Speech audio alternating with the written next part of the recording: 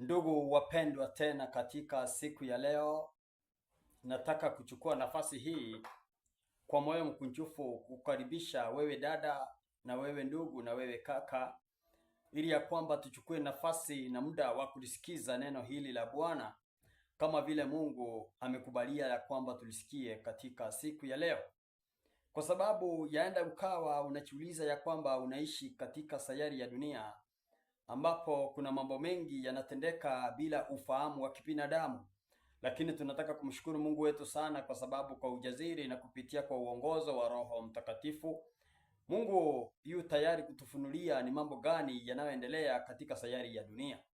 Kwa hivyo, ndugu mpendwa mtazamaji na msikilizaji unayetusikiza na kutufuatilia kupitia Radio Kusima 89.7 FM na kupitia mitandao yake na kupitia channel hii ya Innocent Wabuyele YouTube, ili ya kwamba tuone ni jinsi gani dunia iko na kitu gani kinatendeka huko na kitu gani kinaendelea na inatuelekesha katika upande gani.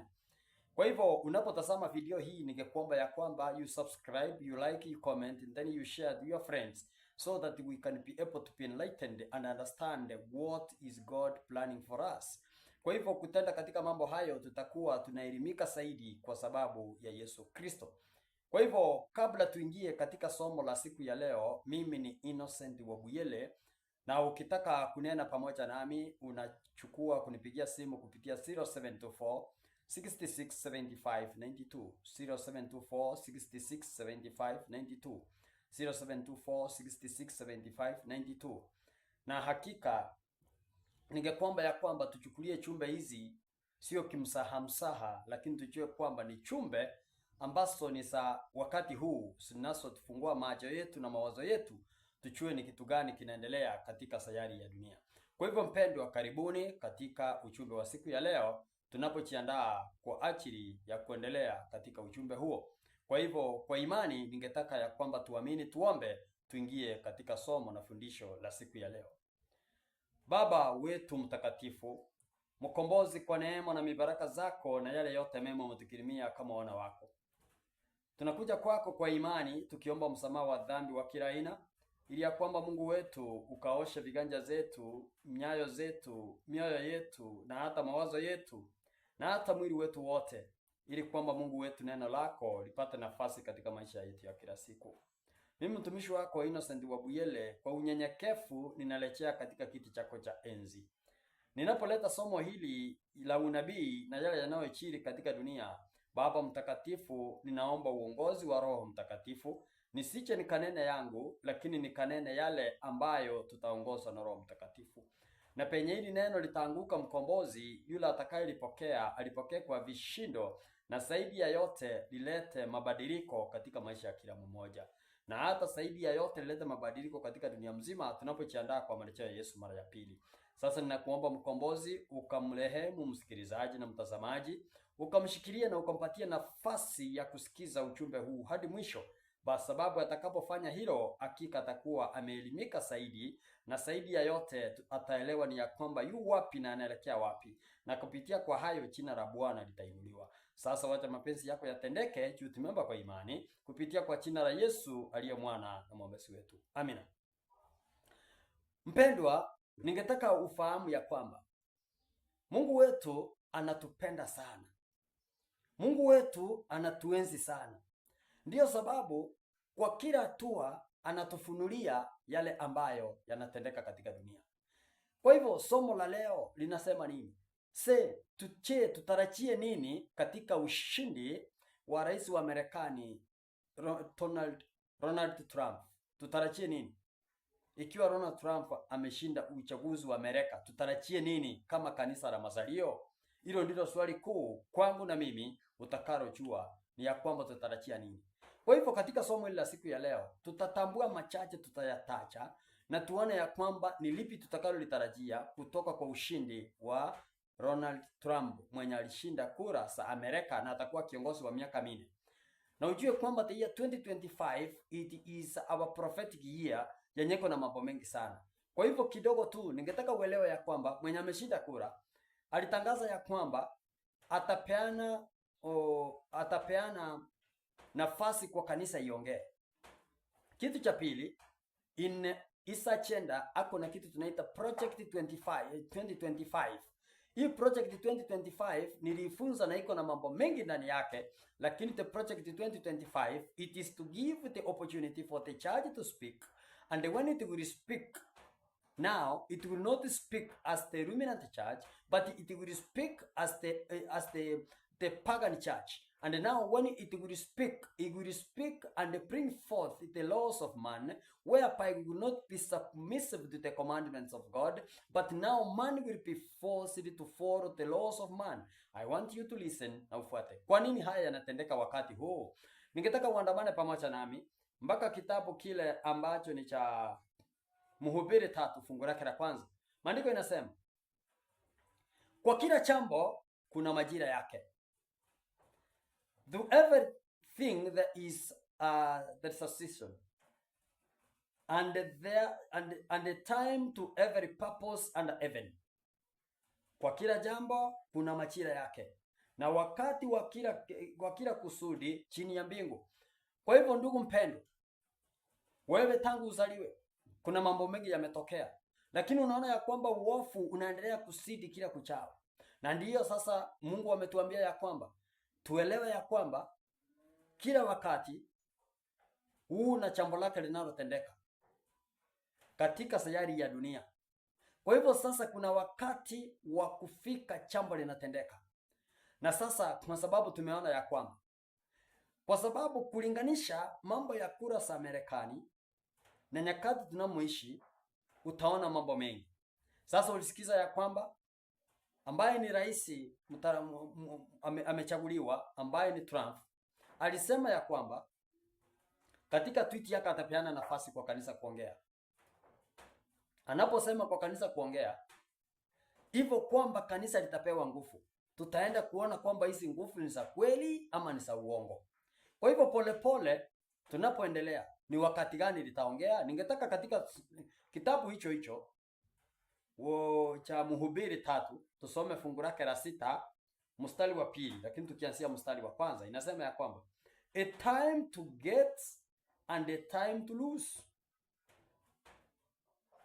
Kuna wakati wa kupokea na kuna wakati wa kupoteza.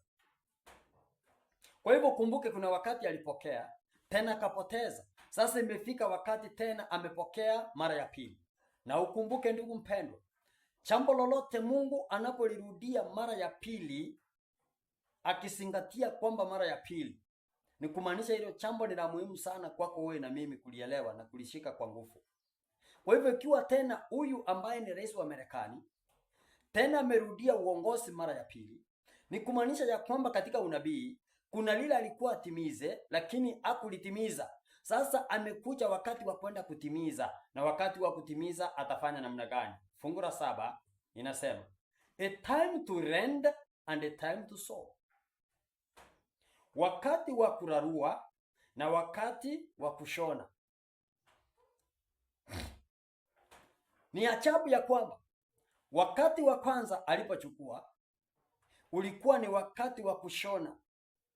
Sasa umefika wakati wa pili, utakuwa ni wakati wa kurarua. Sikiza mstari wa 2 unasema a time to keep silence and a time to speak.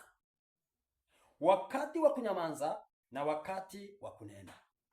Ulisikia ya kwamba akisema ya kwamba amehurumiwa katika kuwawa mara 2 ili ya kwamba aiokoe Amerika nchi yao, ili ya kwamba arejeshe dini katika nchi yao. Kwa hivyo sasa mambo haya yalikuwa ni wakati ule, sasa tena yamerejea, na hakika ataenda kushona na itararuka, na zaidi ya yote atakayeumia ni mimi na wewe. Tukienda mbele usitoke, hakika utaelewa ni jinsi gani tutaumia mimi na wewe. Mbona haya yanatendeka tena na tena? Yalikuwa yametendeka. Mhubiri 1 fungu la 9 inasema ya kwamba yaliyokuwako ndiyo yatakayokuwako, na yaliyotendeka ndiyo yatakayotendeka, wala jambo jipya hakuna chini ya jua. Kwa hivyo ndugu mpendwa, yaliyotendeka ambayo ya Wakristo waliwawa na kanisa la Kirumi, tena yatatendeka katika wakati wetu. Wakristo watawawa na wengi watatendewa makuu kwa sababu ile urejesho wa dini katika nchi ya Amerika, kwa sababu hiyo inasemekana ya kwamba it is the National Sunday Law, yaani ni siku ya uabudu wa Jumapili katika dunia, katika nchi ile ya Amerika. When it says national, America it's a nation. Now this law will be passed in America first as a nation, the National Sunday Law. So America will be affected first, and then after that it will take a shoot into the whole world. Now it will be called International Sunday Law or Universal Sunday Law. Now it will begin from America as it has begun now. I want to tell you, it may happen by next year.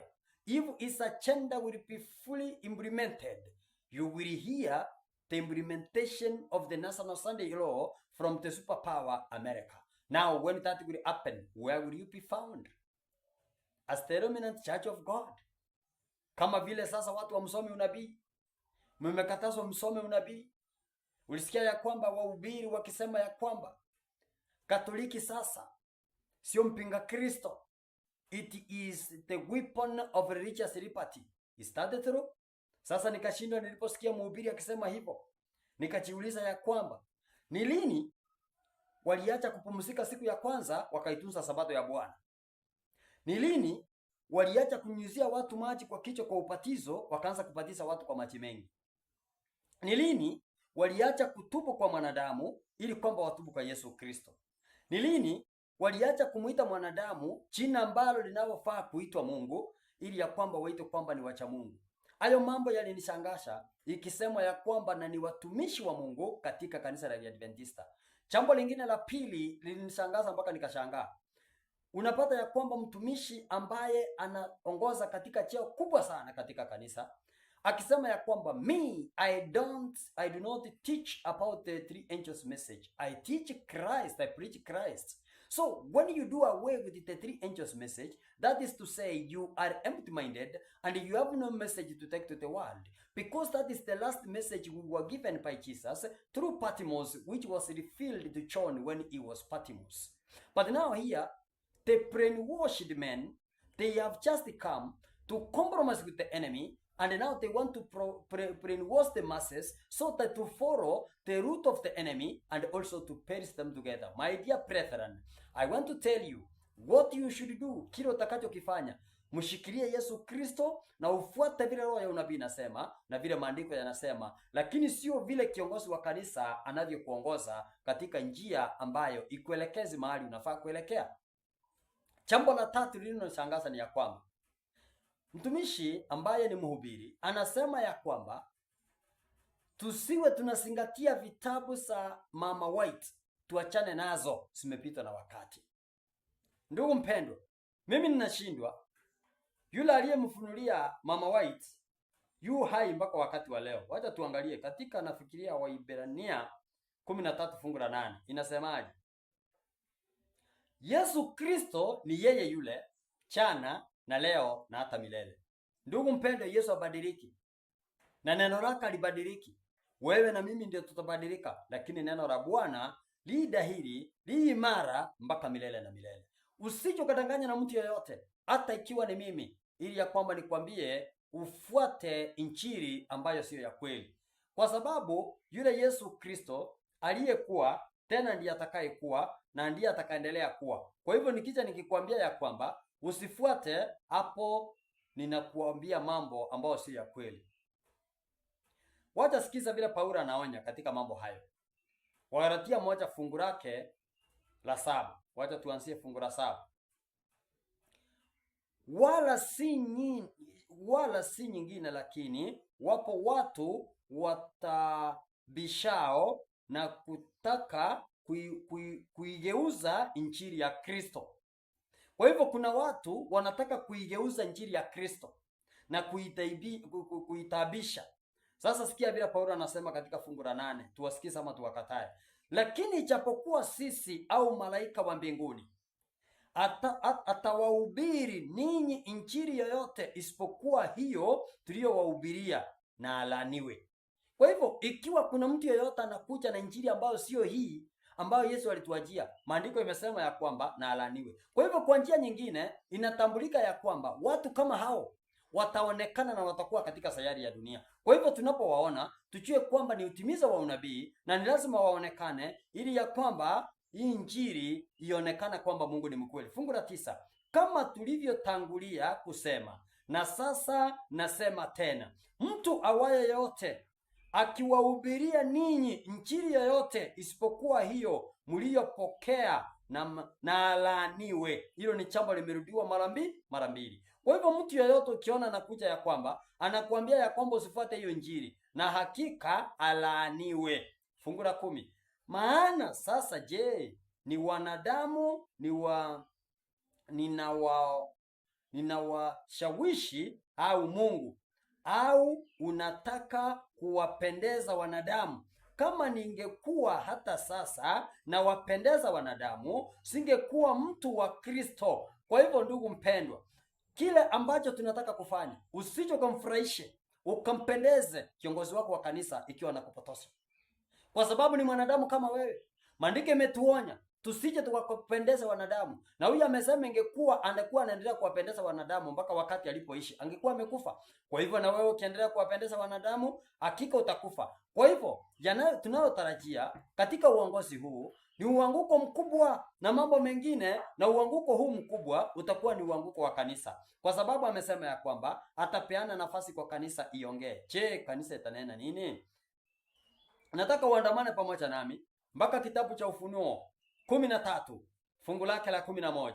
Maandiko yanasema, kisha nikamuona mnyama mwingine akipanda juu kutoka katika nchi, naye alikuwa na pembe mbili na mfano wa mwana kondoo, lakini akanena kama choka. Kwa hivyo ndugu mpendwa, huyu ni Yohana akiwa Patmos, aliona mnyama mwingine akipanda kutoka nchi, yaani pasipokuwa na vita, pasipokuwa na watu, kutoka kwa nchi kafu. Sababu ukisikia maji inamaanisha watu wengi, na ukisikia upepo unasikia ni vita. Kwa hivyo hakukuwa na fukufuku lolote, na mnyama ni ufalme. Unaposoma katika Danieli 2 ukisoma fungu la 17 na 23. Kwa hivyo ni kumaanisha ya kwamba Yohana aliona ufalme ukipanda kutoka nje ukiwa na pembe mbili kama za mwana kondoo. Kumaanisha ya kwamba ukisoma Yohana 1:29 ni kumaanisha mwana kondoo ni Yesu Kristo mwenyewe ambaye atakayeondoa dhambi za dunia. Kwa hivyo ndugu mpendwa, ikiwa Yesu Kristo ndiye mwana kondoo, huu ufalme ulikuwa na tabia za Ukristo. Ndivyo Amerika ilianza na tabia za Ukristo, lakini baadaye itakuja kunena kama choka.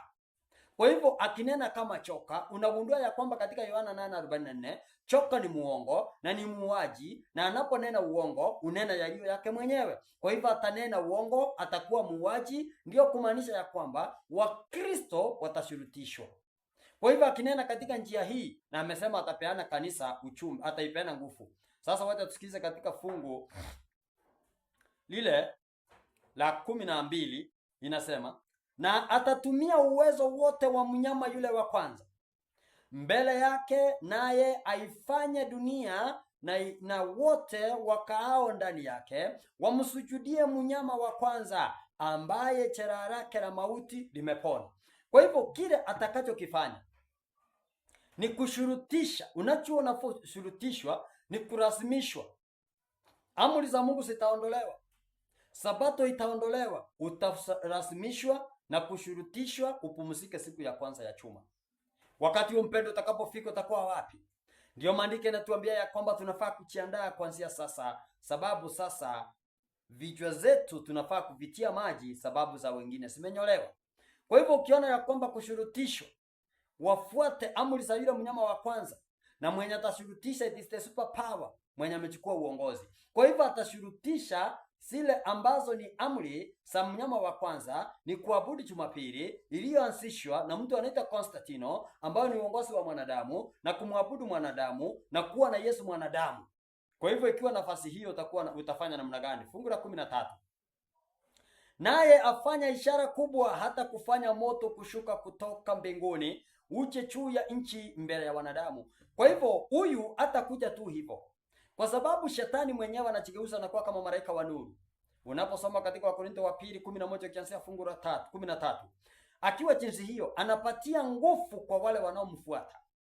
wanatenda miujiza. Angalia kama sasa Ben-Hinn alipokuja hapa Nairobi, alikuwa ananyosha mkono wake na koti lake, watu wanaanguka chini, akitumia nguvu za kimapepo. Hata maandika wasomi, watu wanaanguka chini. Tazama wahubiri wa siku hizi, ukitazama katika mitandao yao, katika runinga, wanatumia nguvu za kuambia kwamba utakuwa tajiri, utachenga nyumba, utanunua ndege, utafanya nini, mambo mengine yanayana faida, na watu wanafuata jinsi hiyo. Kwa hivyo hizo nguvu zitatumika ili ya kwamba kuwadanganya wanadamu, na injili itakuwa ni ya kweli ama itakuwa ni ya uongo. Fungu la 14, naye awakosesha wala wakaao juu ya nchi kwa ishara zile alizopewa. Wacha nisome kwa Kiingereza. And he deceiveth them that dwell on the earth by the means of those miracles which he had power to do in the sight of the beast, saying to them that dwell on the earth, that they should make an image to the beast which had the wound by a sword and did live. Kwa hivyo huyu ataleta uchumbe wa uongo wa kuwapotesha na kuwadanganya wanadamu, na hakika atawasurutisha na kurasimisha waisimamisha sanamu kwa ajili ya yule mnyama, ili ya kwamba kwa sababu alikuwa na jeraha na tena amepona. Kwa hivyo ukiona ya kwamba itakuwa kama wakati ule wa Nebukadneza aliposimamisha ile sanamu, lakini inafurahisha na wale vijana watatu wa Ibrania, Meshaki, Shadraka na Abednego, walisema ya kwamba kama vile Mungu yu hai, hatutaisujudia sanamu yako wala kukuiabudu, lakini tunajua hata ukitutupa ndani ya moto, Mungu wetu atatuokoa, na ikiwa hatatuokoa, hatutaiabudu sanamu yako. Ndugu mpendwa, hiyo ndiyo ingekuwa nafasi yako ya kwamba hata kuwe nini, hatutaitikia ujumbe wa shetani, sababu yu Yesu ambaye atakayetupigania. Fungu la 15 itakuwaje sasa? Akapewa kutia pumzi katika ile sanamu ya mnyama, hata ile sanamu ya mnyama inene. Kwa hivyo sasa sanamu ya mnyama itanena, na hii sanamu ya mnyama itanena. This is the purpose, will be given the power to speak and bring forth the laws of man and do away with the commandments of God, including mostly the Sabbath. My dear brethren, you need to think and rethink and make good resolutions, because Jesus is coming and we are next at the door by the probation being closed. Na kuwafanya hao wote wasioisujudia sanamu ya mnyama wawawe.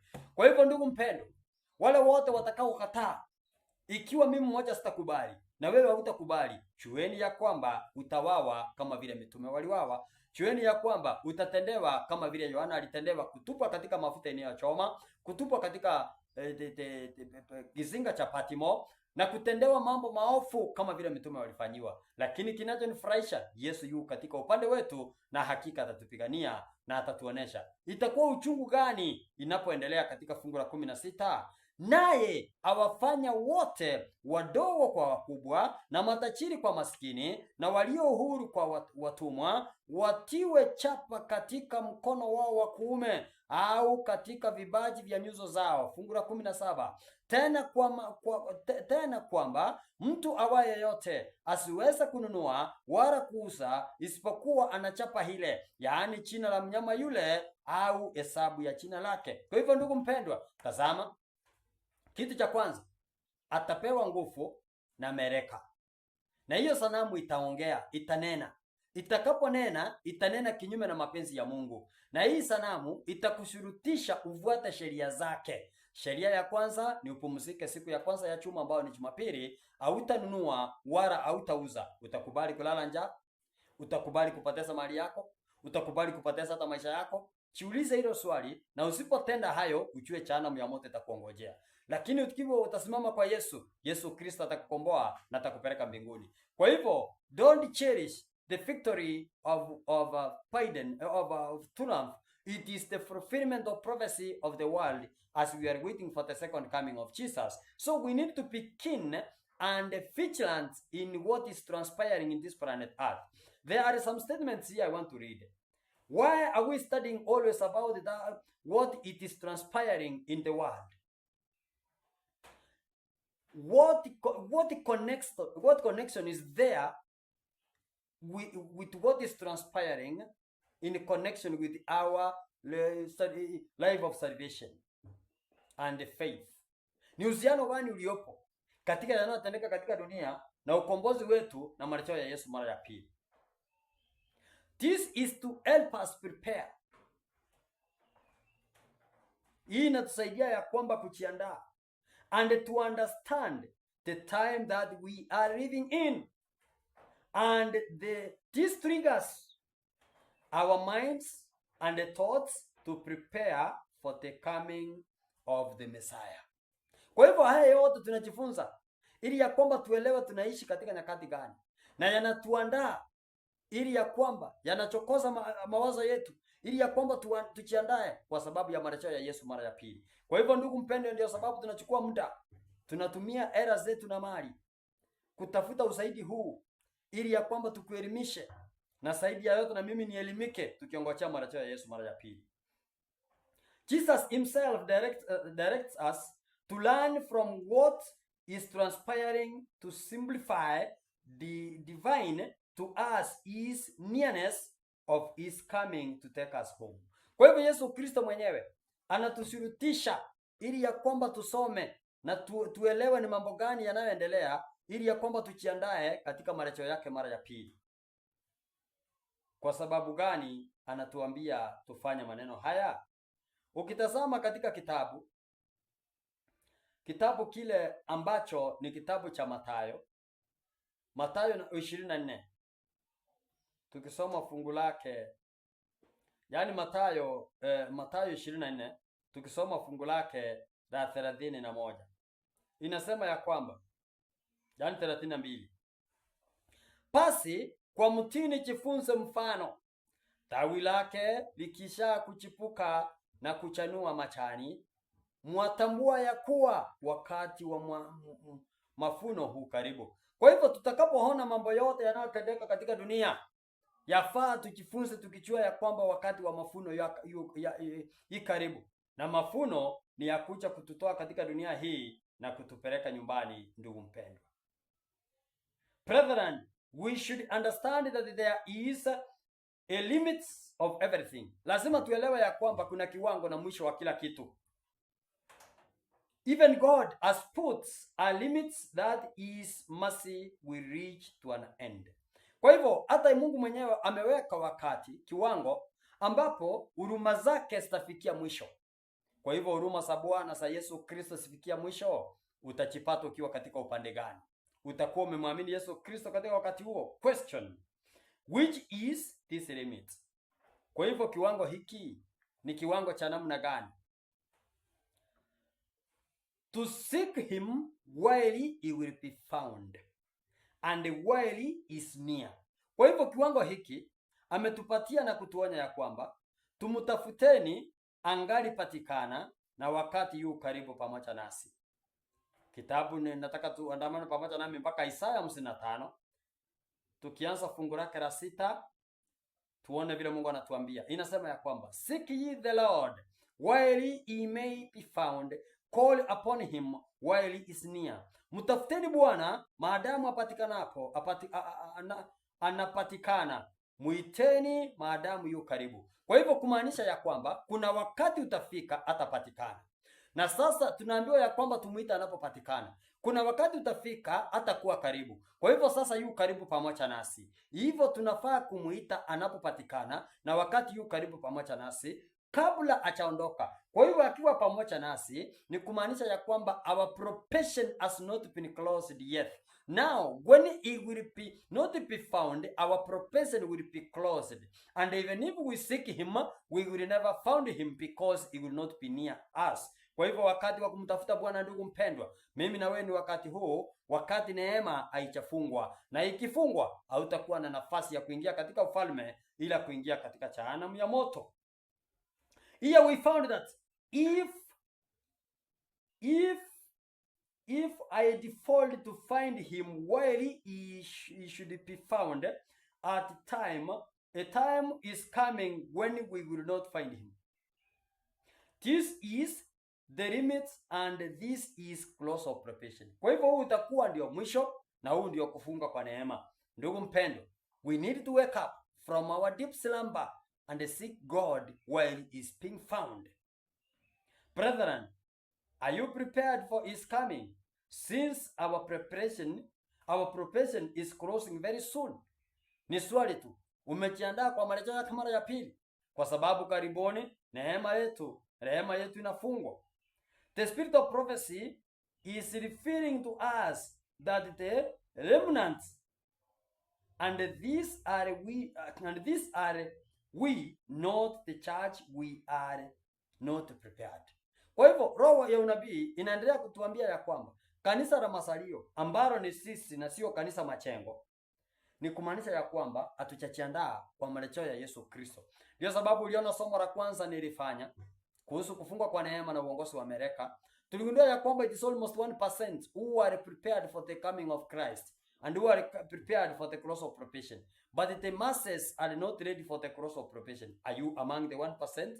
I'm crying and yearning and praying much so that to find myself in the 1%. My brother, also, I'm praying that you find time and then you seek God when he is yet to be found.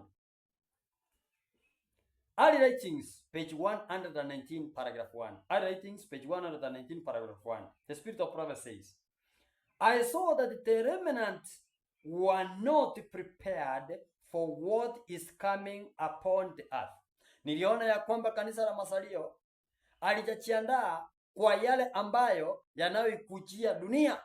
Kama sasa watu hawaelewi ya kwamba uongozi unaendelea katika dunia mzima ni kuandaa watu vita katika vita vikuu vya Armageddon, unaposoma katika Ufunuo 16 fungu la 14. Na Armageddon, hizi vita ni kupigana na sabato ya Bwana. Kwa hivyo sababu ni siku takatifu ya Bwana kulingana na andiko lile. Na siku takatifu, ndugu mpendwa, ni sabato ya Bwana unapoisoma Isaya 58 fungu la 13. Kwa hivyo mtumishi wa Mungu, mama wa Mungu Ellen White alifunuliwa akaonesha ya kwamba kanisa la masalio alichachiandaa kwa yale yanayotendeka katika dunia. Hata wewe tazama, ukiangalia katika kanisa lako, ukiangalia katika familia yako, ukiangalia katika kijiji chako, ukiangalia mahali popote ulipo, hakika watu wamejiandaa. Tazama, wakati mwenzenu amekufa, watu siku hizi wameanza kuabudu waliokufa. Angalia watoto wa Pathfinder, ikiwa mmoja wao amelala, wanaanza kupiga mark time, wakifanya mambo mengi, kupandisha bendera, kupiga saluti kwa sababu waliokufa. Na Mungu anasema mtu akifa anafaa kuzikwa. Na hayo mambo yote watumishi wa Mungu wanaangalia na macho yao kitazama. Sasa kanisa linaelekea wapi? Kanisa linaelekea wapi? Misimu ya kipagani imeletwa ndani ya kanisa. Kanisa halijajiandaa.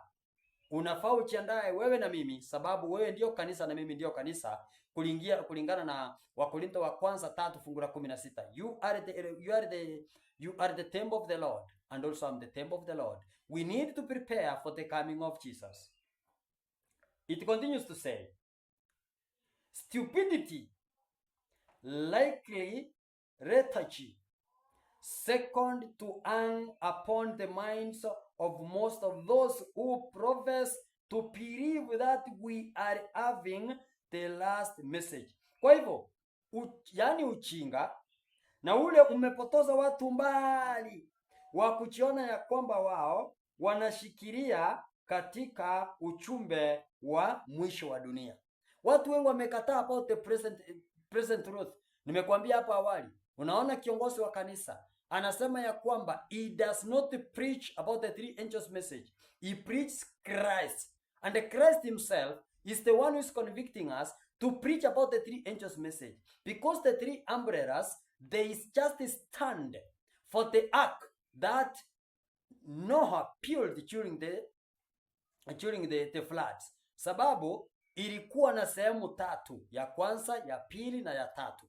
Kwa hivyo na katika uchumbe hizi tatu, that was the present message truth for them. And our present truth, it is just, tunaambiwa ya kwamba ya mwisho tukimbie papeli, sababu na hiyo papeli ndio imeingia sasa ndani ya kanisa. Tukikatazwa ya kwamba tusifuate mambo hayo, ni kuzama ndani ya papeli, na atakayewapeleka pale ni wale ambao viongozi tunaowadhamini, lakini Mungu amesema tusije tukawadhamini, sababu wao ni vipofu vinavyoongoza vipofu wengine. Sababu katika Mathayo 15 ukianza 13 na 14, kipofu akimwongoza kipofu mwingine, wote wawili watatumbukia shimoni. Kwa hivyo ukikubali kuongoza na uongozi ambao sio wa maandiko na wa roho ya unabii, wewe utatumbukia kaburini na utazama ndani ya bahari, au utaponyoka, isipokuwa utapotea na huyo kiongozi ambaye ni kipofu. Inaendelea kusema, my accompanying angel carried out with awful solemnity, get ready, get ready, get ready, get ready. Kwa hivyo malaika yule aliyekuwa anambeba katika uchumbe alimwambia kwamba kuweni tayari, kuweni tayari, kuweni tayari. Ndugu mpendwa, ukiona jambo linarudiwa mara tatu, hata unaposoma katika Wakorintho wa pili 13 fungu la kwanza, inasema ya kwamba jambo linathibitika ikiwa lina washahidi watatu. Kwa hivyo na hapo naona Roho wa Mungu anasema ya kwamba mara tatu, get ready, get ready, get ready. Kuwa tayari, kuwa tayari, kuwa tayari. Ndugu mpendwa, kuweni tayari ili ya kwamba Yesu yuacha. For the fierce anger of the Lord is soon to come. His wrath is to be poured out and mixed with mercy, and you are not ready. Kwa hivyo tunaambiwa ya kwamba tujiandae, sababu ila hasira ya Mungu inamwawa kwetu bila kuwa na huruma wake ulio ndani, na hakika hatuko tayari. Itakuwaje uchomewe nyumba na uko na deni ya benki, hauna pesa, utalala wapi? Itakuwaje wanao wafukuzwe shule wote na hakika kuna madeni, watasomaje? Itakuwaje fuko zile mahindi yako kwa shamba mpaka mandizi na una pesa ya kununua, utakuwaje? Kwa hivyo ndio Mungu anasema ya kwamba tunafaa kujiandaa kwa sababu ya marejeo yake. Kwa hivyo uandalishi ni kitu cha muhimu kuliko vitu vyote. Naendelea kusema, rend the earth and not the garments. Kwa hivyo inafaa ya kwamba tuoshe, tupeane mioyo zetu na sio nguo. A great work must be done for the remnant. Kwa hivyo kuna kazi kubwa sana inafaa kufanywa katika kanisa la masalio. Lakini ndiyo Yesu anasema katika Mathayo 9 ukisoma fungu la 37. Mafuno ni mengi lakini wafunaji ni wachache. Tazama sisi ambao tunaofanya injili hii ya present truth, na hata ingawa hakika iko na misukosuko mingi, iko na kutupwa mawe, iko na kusemwa vibaya, watu wengi hawataka kufanya huu uchumbe. Ni sisi wale ambao ni wachache tunaoufanya, lakini tunakimbishwa sana. Tunatumia pesa zetu, tunatumia mali yetu na kila kitu kupeleka uchumbe huu bila kulipwa kitu chochote. Na ndio tunawaambia ya kwamba muwe mkigharamia katika chumbe hizi, tutaendelea vizuri.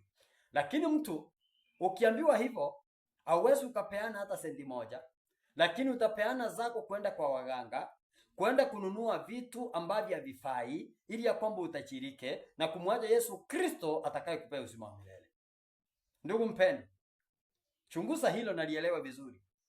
Hili neno linafaa kufanywa katika the Remnant Church. Watu waelewe, wafundishwe, waondoke katika minyororo ya shetani. This is a clear indication that when National Sunday Law will be, when the National Sunday Law will be in power, many Seventh-day Adventists will leave the movements and they join hands with the enemy. Kwa hivyo wakati sheria hii itakapopitishwa, wengi wale ambao wanasema ni Waadventista wataacha Uadventista na wataungana katika uabudu wa Jumapili. Hilo ni jambo la wait and see. You will see a multitude. Ndio wale wanasema katika Mathayo 25 ya kwamba kwa wale ambao ni wanawake 10, 5 wenye busara na 5 ni wapumbavu. Kwa hivyo sisi tumepewa neno la Mungu, tumepewa roho ya unabii, tumepewa Biblia, Roho wa Mungu ametuongoza, lakini bado tumekosa mafuta ambaye ni Roho atatuongoza katika kuelewa maneno haya. Kwa hivyo kwa kutoelewa, wengi wataanguka katika minyororo ya shetani na watapotea milele. Inaendelea kusema, friends, God has set a time boundary for me and you. Nothing will find us unaware. Mungu ameweka mipaka ambayo ya kuona ya kwamba ni kitu gani kinaendelea. Kwa hivyo hakuna kitu chochote kitatupata bila kujua, na Mungu anaendelea kutuita. Kitabu cha Matendo ya Mitume 17 fungu la 26, tuone kama Mungu ametuwekea mipaka. God says, and had made of one blood and a nation of all men for to dwell on all the face of the earth, and had determined the times before appointed and the bounds of their habitations. Kwa Kiswahili nasema, naye alifanya kila taifa la wanadamu kutoka katika mmoja wakae juu ya uso wa nchi yote, akisha kuwekea nyakati alizosiamuru tangu zamani na mipaka ya makazi yao. Kwa hivyo Mungu ameweka mipaka ya kila kitu. Na hii sasa, kabla mpaka ufungwe, ndugu yangu mpendwa, kabla ufungwe, tuko na wakati wa kumtafuta Yesu. Wakati anapopatikana, tusije tukapotee katika minyororo ya shetani. Na we have no time, we need to redeem much time. We are close at the door. Prophecy is soon fulfilled and the profession will be closed. And we will not manage to find Jesus, and the boundaries will be there. Now you cannot repent and you cannot receive Jesus. Where will you be found when Jesus will come?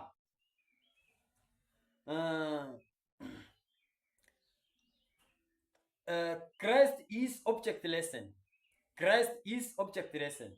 Page 177 inasema, the world has become bold in transgression of God's law.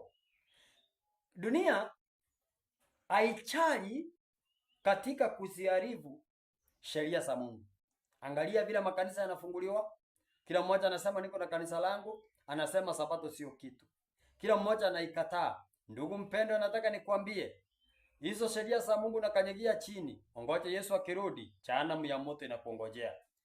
Tupuni mapema, ondokeni mapema kungali mchana kabla Yesu arudi, ili Yakobo upate kichapo cha mbwa. Naendelea kusema, because of his long forbearance men have trembled upon his authority. They have strengthened one another in oppression and cruelty towards his heritage, saying, our cloth God no, and is there knowledge in the most high. Kwa hivyo watu wamekanyagilia chini kwa sababu Mungu anaendelea kuwahurumia, hawataki kufuata sheria zake. Ndiyo sababu tunasoma katika kitabu cha Mhubiri, mbona wa dhambi hawachawawa, na mbona wanaendelea kutenda dhambi, bila roho ya unabii imetuambia. Mhubiri 8:11 nasema, kwa sababu hukumu ya tendo baya haitekelezwi upesi, mioyo ya wanadamu utipitishwa ndani yao ili kutenda maovu. Kwa sababu hukumu ya maovu haitekelezwi kwa upesi, sasa watu wengi wanadumu katika kutenda maovu kwa sababu hukumu hiyo haitekelezwi kwa upesi. It continues to say, but there is a time beyond which they cannot pass. Kuna wakati utafika ya kwamba hatutapita. Kitabu cha Saburi, the book of Psalms 73 verses 11 nasema, na usema Mungu achuache yako maarifa kwake aliye juu. Kwa hivyo watu wanaona ya kwamba Mungu ajui na atachuache kwamba yeye yu juu, na kuambia wakati utafika yote yatafungwa, and it will come to pass. The time is near when they will have reduced the prescribed limit. Kwa hivyo wakati uko, wakati hii mipaka itakapofika, even now they have almost exceeded 2 pounds of long suffering of God, the limits of his grace, the limits of his mercy. Kwa hivyo kuna muda wa kufunga wa mipaka wa neema na huruma zake, utafika wakati utafungwa. That is from the book of Christ is object lesson, page 174. Ndio naendelea kusoma ikisema, the Lord will interpose to vindicate his own honor, to deliver his people, and to repress the swellings of unrighteousness. Kwa hivyo sasa vile dhambi inaendelea kupanuka, na Mungu atakuja kuifinya, and will condense at the time when it will come. Kwa hivyo Mungu anaendelea kutuonya ya kwamba tuondoke. From this statement we see there is prescribed limits. Kwa hivyo kuna wakati wa mipaka itafika. So we should understand the time we are living in and wake up from our slumber. Inafaa tuelewe tunaishi wakati gani, ili ya kwamba tuamke kutoka uzingizi wetu. Ndiyo sababu uliona tulisoma katika tunaishi nyakati gani? Ni wakati unabii unatimia kwa kazi. Tunaposoma katika Ufunuo 13:11 tulisoma ya kwamba Yohana akiwa Patmos aliona mnyama mwingine akipanda kutoka nchi, na huyu mnyama alikuwa na pembe mbili kama za yule mwanakondoo, na hakika akanena kama choka yule choka wa kwanza. Kwa hivyo hizo ndizo nyakati tunamoishi. Tunafaa kuangalia ya kwamba the limit has come, we need to take precautions and follow Jesus in truth and spirit. God is crying for the remnant to come out of his sins, to be cleansed and receive the seal of God. Kwa hivyo Mungu anaita kanisa lake la masalio ili ya kwamba liondoke katika dhambi zake, na hakika lipokee, wale waliomo ndani wapokee alama ya Yesu Kristo. Na hii sasa katika wacha tusome ya alama namna gani.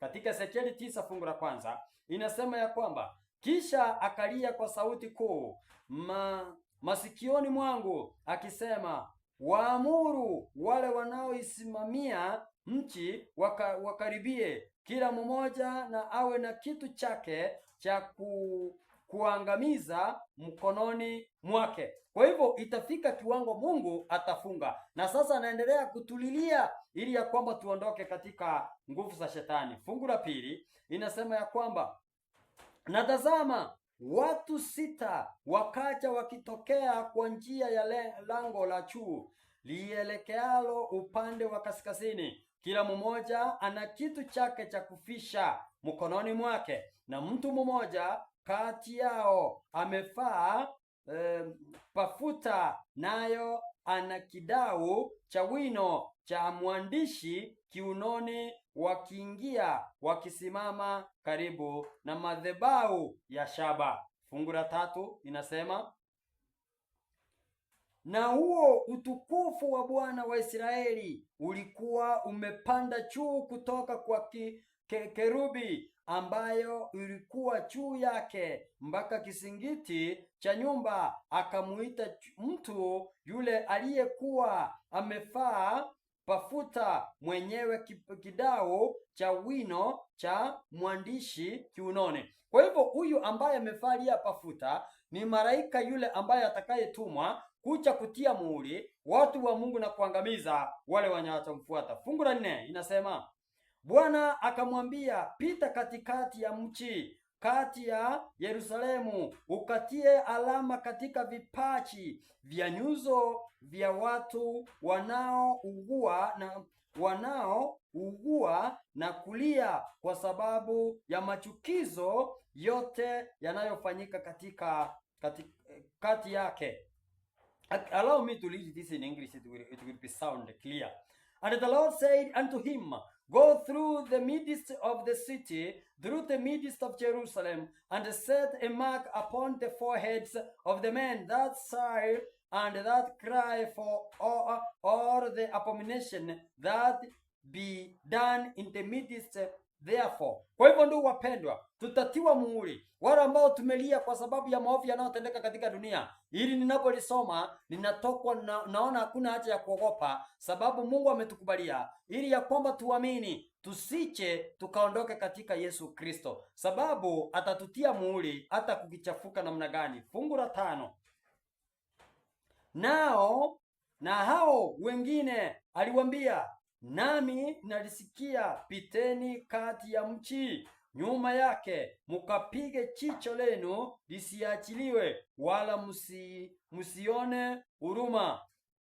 Fungu la 6, waueni kabisa mzee na kichana na msichana na watoto wachanga na wanawake. Hapo tunaambiwa ya kwamba hamuna yoyote mwenye atakaye kaidi, atakaye paki malaika wa Bwana akicha and when he will come with his sword, he will slaughter and kill each and every person who disobeyed the powers and the commandments of God. Are you ready to be slain to death? Lakini mkaribie mtu yoyote mwenye hiyo alama. Kinachonifurahisha, ikiwa uko na alama ya Yesu Kristo katika nyuso zenu, ya kwamba kama vile litendeka katika Waisraeli, wana wa kiume wa kwanza walipowawa, lakini alama ya damu ilipokuwa katika mlanga, hata angewa kuwa ni Misri awangewawa. Kwa hivyo ningeomba ya kwamba mimi na wewe tuombe ya kwamba tupokee muhuri wa Bwana, sababu ndiyo kiwango kitakachotuondoa katika kuwawa na shetani. Tena anzeni katika patakatifu pangu. Kwa hivyo sasa haya yataanzia katika kanisa la Adventista wenye wanajua ukweli. Hapo ndiyo mambo haya yataanzia. Kwa hivyo rehema itafungwa kwanza katika Mwadventista, kwa sababu yeye anaelewa amri 10 za Mungu, anaelewa roho ya unabii, lakini akakaidi na akakataa. Kwa hivyo wewe ndio utahukumiwa zaidi kuliko wale wengine, na huo ndio hukumu utaanzia hapo, kama vile maandiko yanasema. Basi wakaanza kwa wazee waliokuwa mbele ya nyumba. Fungu la 7. Akawaambia, itieni nyumba unajisi, mukasijaze nyua mizoga ya hao waliowawa. Haya, enendeni wakaende wakapiga katika mchi. Fungu la 8. Tena ikawa walipokuwa wakipiga na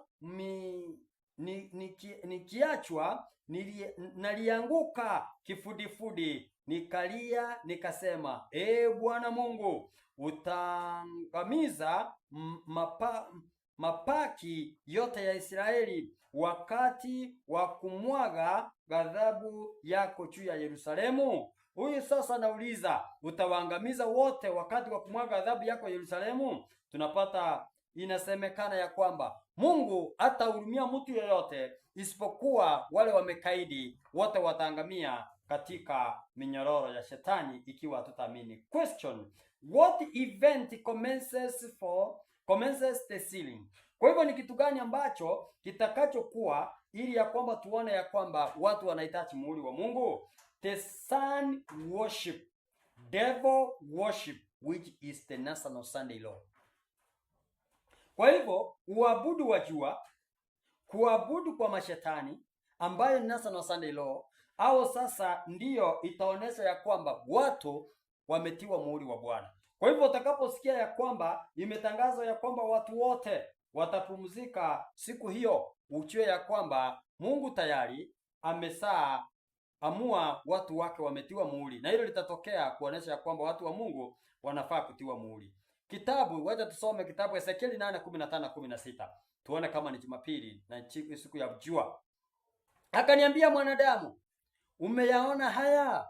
Utaona tena machukizo makubwa kuliko haya. Fungu la 16. Akanileta mpaka ua wa ndani wa nyumba ya Bwana, na tazama, mlangoni pa hekalu la Bwana, kati ya ukumbi na madhabahu, walikuwako watu kama 25 wamelipa kisogo hekalu la Bwana, na nyuso zao zimeelekea upande wa mashariki, nao wanaliabudu jua kwa kuelekea upande wa mashariki. Kwa hivyo kuabudu jua ni jambo la kuchukiza, ni jambo lilimkera Mungu zaidi ya yote yaliyotendeka. Kwa hivyo wakati wa kuabudu jua, which is sun, yani Sunday, iye kiwe naabudiwa, ujue ndiye italeta machukizo kwa Mungu, itamkera zaidi na atafunga neema zake. Now probation will be closed when you will hear that happen. What does sun worship do to God? It provoked him. Kwa hivyo kuabudu kwa jua ulimfanya nini? It annoyed God. Wacha tusome kitabu kinaitwa kwamba Ezekieli 8:17. Inasema, basi akaniambia, umeyaona haya?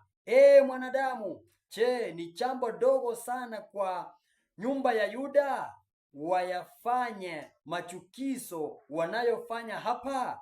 Kwa maana wameichaza nchi hii udhalimu, tena wamerejea nyuma ili kunikasirisha, na tazama, wanaliweka tawi bwani.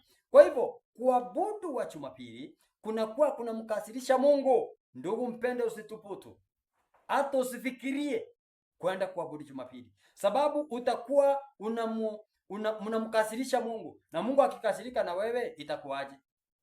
Jiulize, baba yako mzazi mwenye alikuzaa wewe, huko katika kidato cha kwanza, yeye ndiye anakulipia karo, hauna mbele wala nyuma, umkasirishe, nani atakulipia karo? Si utaishi maisha mabaya? Ikiwa atakupatia shamba, asikupatie shamba juu umemkasirisha, utaendeleaje? Wazazi umekasirisha kupatia chakula na wewe ni mtoto, itakuwaje? Sisi kama watoto wa Bwana wa Mungu tusije tukamkasirishe, sababu tutaumia zaidi kuliko vile tunaumia sasa. Tusije tukaamini na kuabudu Jumapili sababu ni alama ya mnyama. Tunauliza swali lingine, what will God do when sun worship will be enforced? Kwa hivyo Mungu atafanya nini wakati uabudu wa Jumapili utakapopitishwa na serikali ya Amerika? Answer, his anger will be triggered. Hasira yake itachemka. And even if we cry before his face, he will not hear us. The meaning of ear, our profession will be closed. Yaani Mungu atakasirika na hasira zake zitachemuka, na hata tukilia mbele zake aweza akatusikiza. Ezekieli 8:18 inasema, kwa sababu hiyo mimi nami nitatenda kwa ghadhabu jicho langu alitaachilia, wala sitaona huruma, na wachapolia masikioni mwangu, kwa sauti kuu sitasikiliza. Kwa hivyo ndugu mpendwa, litakuwa ni jambo la kuchukiza, jambo la aibu, jambo la huzuni ikiwa Mungu ataacha kutusikiza. Brethren, enforcement of Sunday worship by law, this will mark God's limits of mercy to all mankind who has not subscribed into his calling. Kwa hivyo tangazo na kupitishwa kwa Jumapili kupumzikwa, hii sasa ndiyo itafanya nini? Itasimamisha huruma zote za Mungu kwa mwanadamu, na hakika wale wote wenye hawachaingia katika zizi lake wapate muhuri wa Bwana, hakika Mungu atawahurumia, na hata wakilia Mungu atawasikiza. Question: what are the two books that God teaches by? Kwa hivyo ni vitabu gani viwili ambavyo Mungu anatufunza sisi wanadamu tunapovitumia? And kupitia kwa hizo vitatu, and what else has God revealed to us much about God is character? Zaidi ya hizi vitabu viwili, kitabu kimoja ni Biblia na kingine ni roho ya unabii. Sasa hiki kingine kitatu ambacho ni gani hiki? Mungu anachokitumia kujidhihirisha kwetu sisi. We have the Bible, tuko na Biblia, and the spirit of prophecy, and after all of this, the other one which is very common to all sinners and all mankind is that book used to us of his character, his nature. Kwa hivyo mazingira ndicho kitabu kinachotumika kwa kudhihirisha uwezo na nguvu za Mungu. Mazingira haya, the nature, kwa mwovu mwenye hataki kumuona Mungu, na kwa Wakristo na kwa watu wote, sababu tunaishi katika hayo mazingira, na mwenye aliumba mazingira ni Mungu. Sasa wacha nikuulize wewe, jiulize, ni mtu uliyeumbwa, lakini Mungu anakuambia ya kwamba hewa unayopumua inatoka wapi? Who is purifying this air? Si ni Mungu? Ukifungwa mapua bila kupumua na uzipe mapua zote na kila mahali, kwa muda mchache utakufa, because you don't inhale what we call oxygen. Na mwenye ako na hiyo siri ni Mungu. Chiangalia hata vile umeumbwa. Hata ukikula chakula kinaingia kwa tumbo vile kinasiawa. Kichafu kinaondoka, ambacho ni chema kinakuwa ni nguvu. Sasa jiulize, kuna mambo mengi katika mazingira. Angalia ndege wangani, wanalia asubuhi wakimwimbia Bwana. Angalia miti vile iko na vitu vyote vile vilivyo. Ujue kwamba Mungu, hicho ni kitabu, unafaa kumshukuru na ujue kwamba Mungu ni Bwana. Akisema usiishi leo utaishi. Akisema nisiishi leo sitaishi. Does nature teach us of time limits? Che, mazingira utufunza kuhusu mipaka ya Bwana?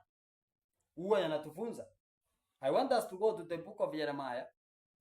The book of Jeremiah 5 verses 22. The book of Jeremiah 5 verses 22. Tuone kama mazingira yanatufunza. This Jeremiah 5 verses 22. It says, "Fear you not me, said the Lord.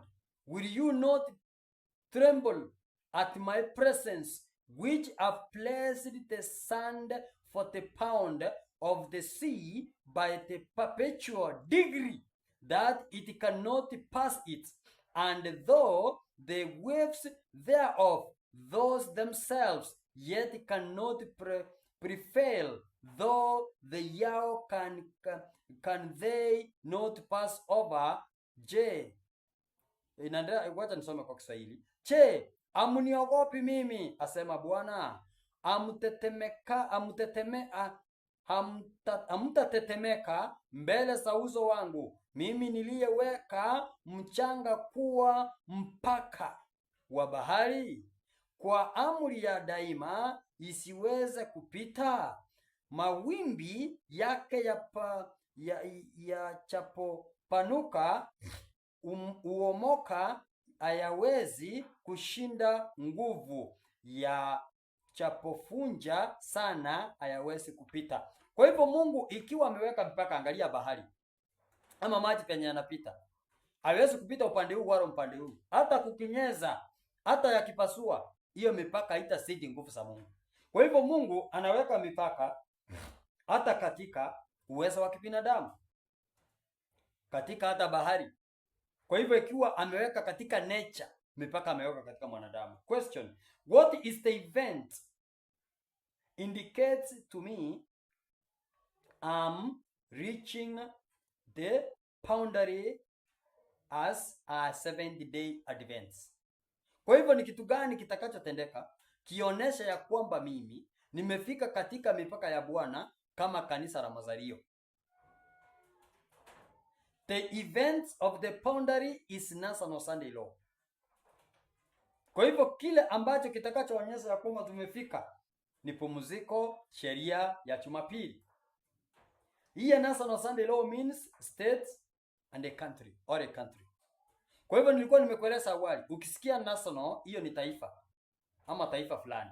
Kwa hivyo itapitishwa Amerika, ndio baadaye it will be universal into the whole world, which will be called Universal National Sunday Law, Universal Sunday Law, or International Sunday Law.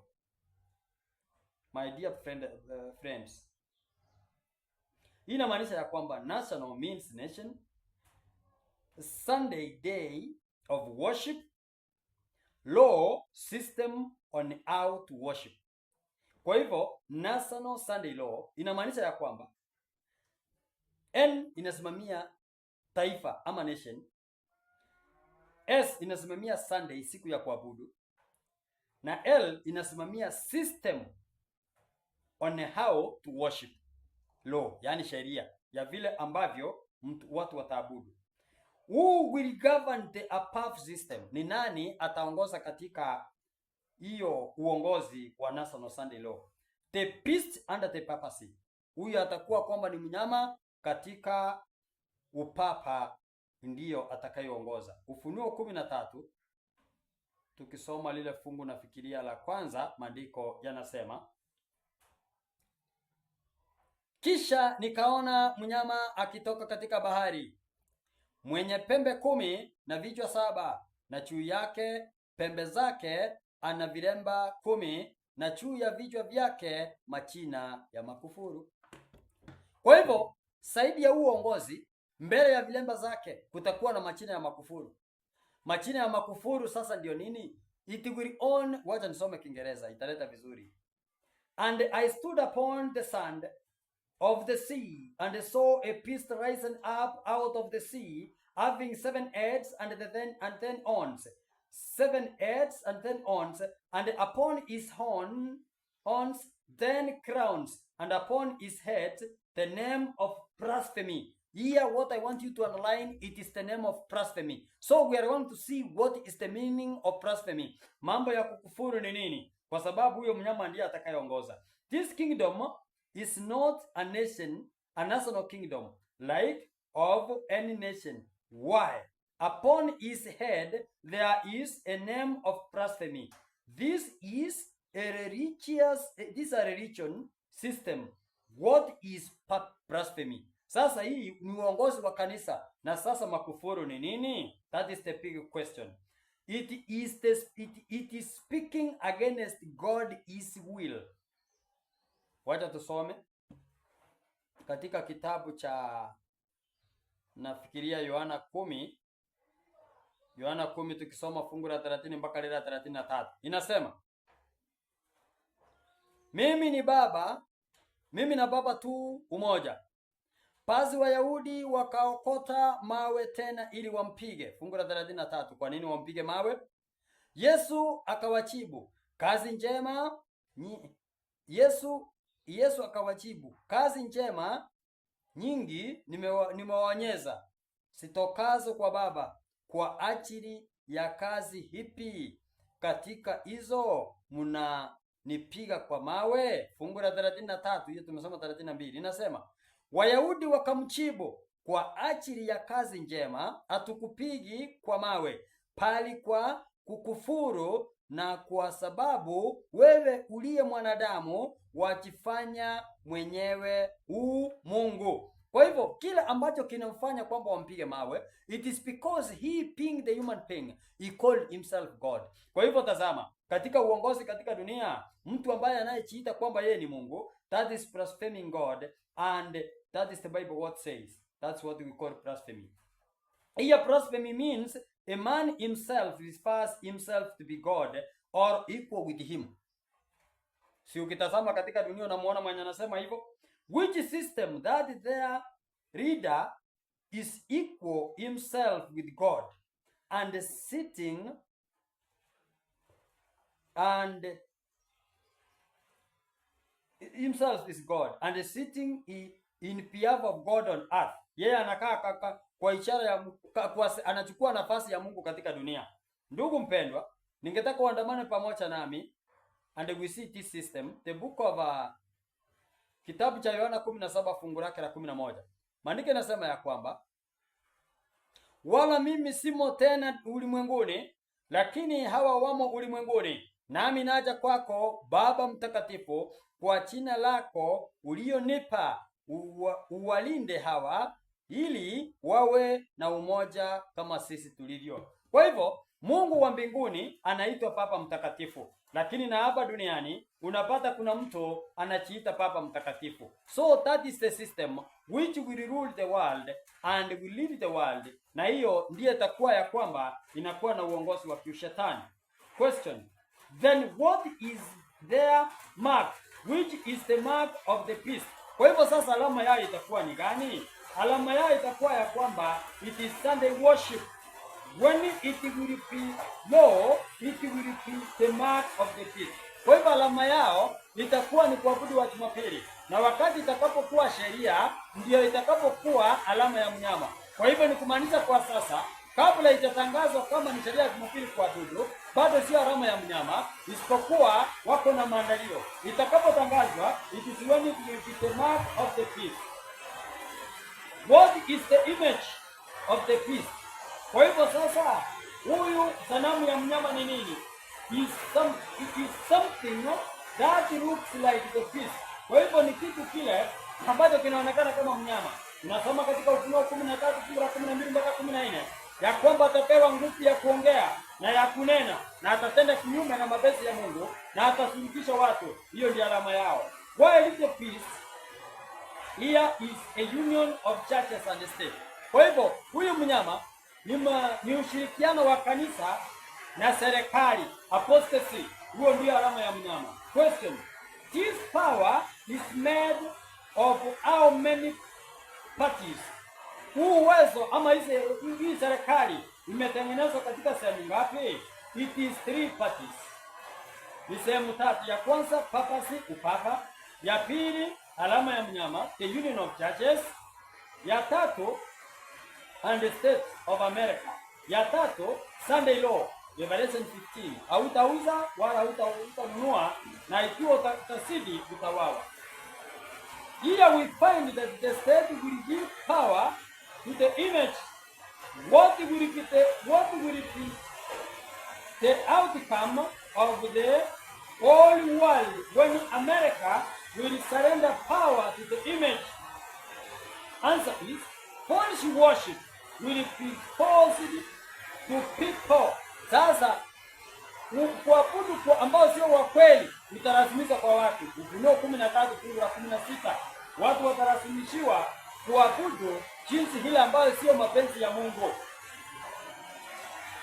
Now my dear brethren, after all of this, what will be the limit for God is church? The Remnant Church, SDA Church, Seventh-day Adventist. Sasa itakuwa mipaka yake itakuwa ni gani? Profession will be closed for all the SDA, Seventh-day Adventist Church. That's when you read 1 Peter 4:17. Now, the profession will be first closed for the Seventh-day Adventist Church. Now, Trump said in his speech that the great revival is starting. That was November 2024. When the church will speak having a political voice. Kwa hivyo Trump alisema ya kwamba kanisa litakuwa na uwezo mkubwa wakati atakapochukua uongozi, kwa sababu itakuwa na uwezo wa kiserikali wa kisiasa kuongea. Hayo sasa ndio yatatendeka, tumejifunza. And we will give the church the power that is never had before. Kwa hivyo kanisa litapewa nguvu ambalo alikuwa nayo hapa awali. Na hizi nguvu zitakuwa ni gani? Ni za kubadilisha sheria za Mungu na kuleta sheria za kibinadamu. Sababu sasa tunapumzika Sabato na Sabato itakataliwa. All of this will be false power. Kwa hivyo haya yote yatakuwa ni mambo, mafundisho na nguvu za uongo za kumpoteza mwanadamu. Kwa hivyo ndugu mpendwa, ndio nilikuwa nataka nikujulisha ya kwamba jiandae kwa marejeo ya Yesu mara ya pili, na hakika usikose katika kupata ujumbe huu. Jaribu kuutuma, share to your friend ili na yeye akapata ujumbe huu, na share to many people. Subscribe as much as you can and also like, ili ya kwamba ujumbe huu uende katika ulimwengu mzima na watu wote wajiandae. Asante kwa kusikiza na asante kwa kutazama, na Mungu akubariki. Ukitaka katika kusikiza ujumbe huu na tukiendelea, because these are self-sponsored programs, if you would like to support the program, I want to give you my phone number so that you can do it. You ask a question or you can support the program as God will touch you. Sasa namba ni 0724 66 75 92. 0724 66 75 92. 0724 66 75 92. Asante sana, mimi ni wenu mtumishi wa Mungu Innocent wa Buyele, na wacha Mungu akubariki mpaka tutakapoonana panapo majaliwa yake. Wacha tuamini, tuombe. Baba wetu mtakatifu, tunakushukuru kwa sababu ya kipawa na kipaji cha Yesu Kristo ambaye anatufunulia maneno mengi yanayoendelea katika dunia. Asante kwa sababu tumeona ufunuo wako. Mguze yule msikilizaji ili ya kwamba tutende yale mapenzi yako. Tembea nasi wakati wa giza, tembea nasi wakati